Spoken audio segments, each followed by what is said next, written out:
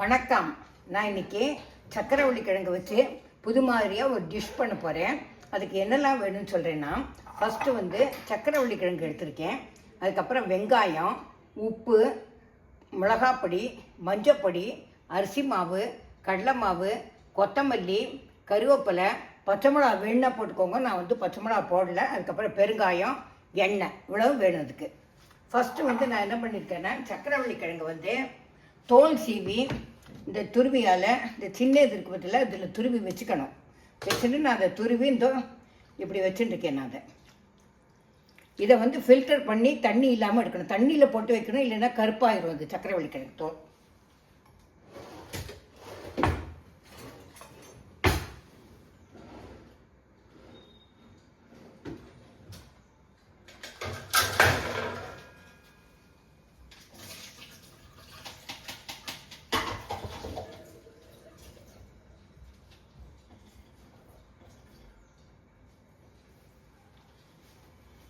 தோல் அவ்வளவும் எடுத்தாச்சு. நான் இப்போ தோலை எடுத்துட்டு அதை துருவி அதை இதில் போடுறேன். ஒரு சக்கரவள்ளி கிழங்கு தான் நான் எடுத்திருக்கேன், 2 எடுத்துக்கல, ஒன்று தான் எடுத்திருக்கேன். இதில் நான் ஃபஸ்ட்டு இதில் வெங்காயம் போடுறேன். கொஞ்சம் சின்ன வெங்காயத்தை ஒரு வெங்காயம் கட் பண்ணி வச்சுருக்கேன், அது போடுறேன். அதுக்கப்புறம் மிளகாப்பொடி, தனி மிளகாப்பொடி, அதாவது காரப்பொடி. அதுக்கப்புறம் மஞ்சப்பொடி,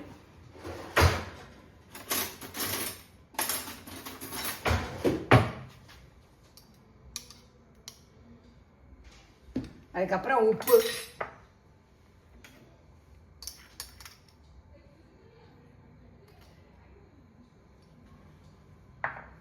அதுக்கப்புறம் பெருங்காயம்,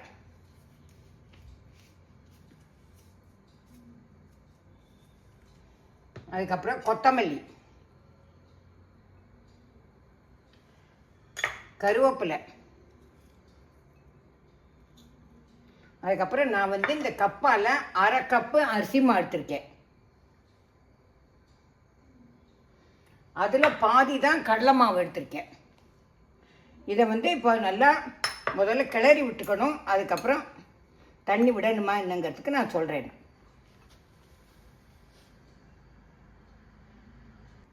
நான் இப்போ இதில் கொஞ்சம் தண்ணி விட்டுக்கிறேன். ரொம்ப தண்ணி விட வேண்டாம்னா லூஸ் ஆயிரும். அதனால் கொஞ்சமாக தண்ணி விட்டுக்கிறேன். நான் இப்போ கேஸை பற்ற வச்சு அதில் கொஞ்சமாக எண்ணெய் விட்டுருக்கேன். எண்ணெய் விட்ட உடனே இந்த எண்ணெய் காஞ்சதுக்கப்புறம் இந்த சக்கரவள்ளி கிழங்கு எல்லாத்தையும் மிக்ஸ் பண்ணி வச்சுருக்கேன். இது அடை மாதிரி கொஞ்சம் லூஸாக பண்ண போகிறேன். இப்போ மாவை விட்டு நம்ம தோசையெல்லாம் அப்படி பண்ணோம்னா கொஞ்சம் கெட்டியாக ஊத்தப்பம் மாதிரி பண்ணியிருக்கேன். நான் அது கொஞ்சம் வேகட்டும்.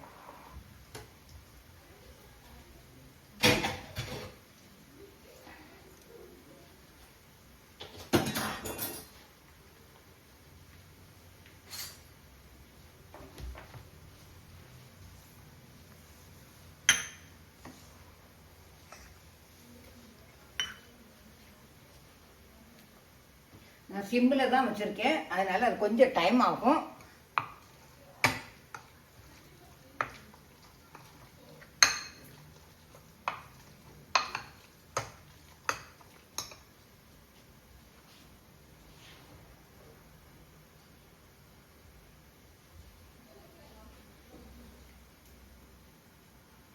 இப்போ நான் இதை திருப்பி போடுறேன்.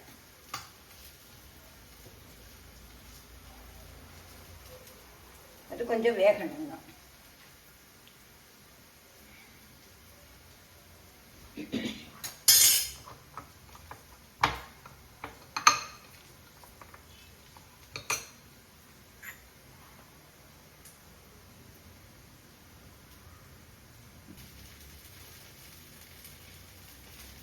பண்ணிட்டுருக்கேன், 2வது பண்ணியிருக்கேன்.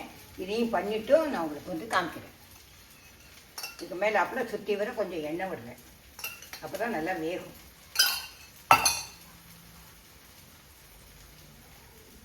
இப்போ நான் திருப்பி போட போகிறேன்.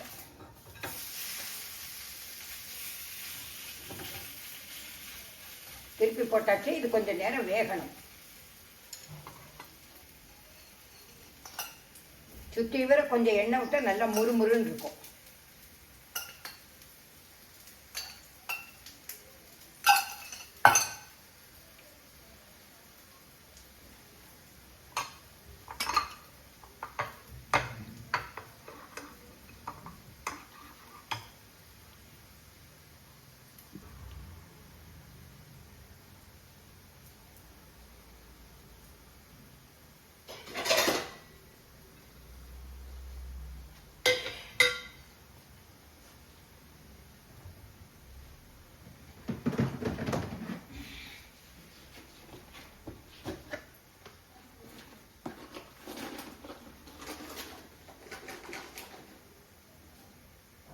நான் வந்து இப்போ வந்து பிளேட்டில் வந்து ட்ரான்ஸ்ஃபர் பண்ண போகிறேன்.